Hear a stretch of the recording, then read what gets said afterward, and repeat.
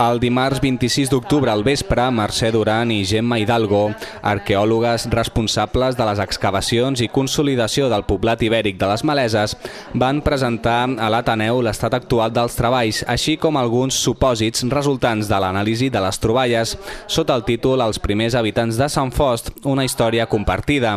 El poblat, ubicat dalt de la carena de Marina, comparteix territori de Sant Fost i Montcada.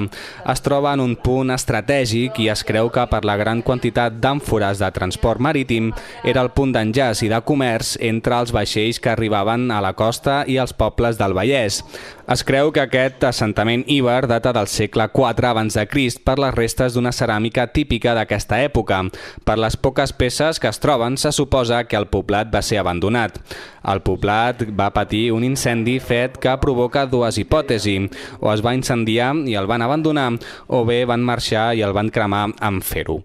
A la sala d'exposicions de l'Ateneu es pot visitar fins al proper 12 de novembre una petita mostra de les troballes del jaciment, peces de ceràmica com olles, gerres, nanses d'olles i àmfores, fitxes de joc, vasos, penjolls de coure, anelles de ferro o peces de pedra tallada.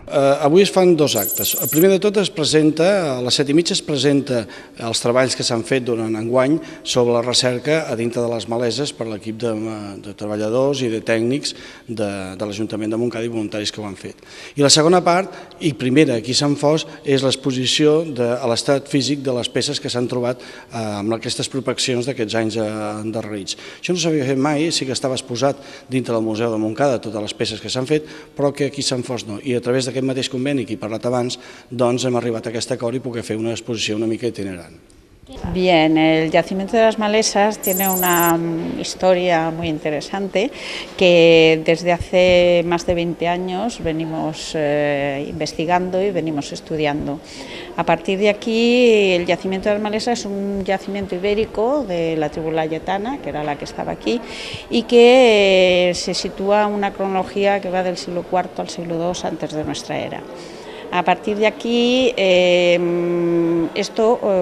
los trabajos de investigación que se llevan a cabo forman parte también de trabajo didáctico, o sea, es una experiencia interdisciplinar en la que participan alumnos del Instituto Montserrat Miró de Montcada y Reixac. Las raíces, por decir de alguna manera, de Sant Fost y de Montcada, pues podríamos buscarlas en este yacimiento. Sant Fost tiene otros yacimientos también muy interesantes que todavía están por trabajar y por investigar, pero bueno, en este caso las Malesas forman parte también del patrimonio de Sant Fost.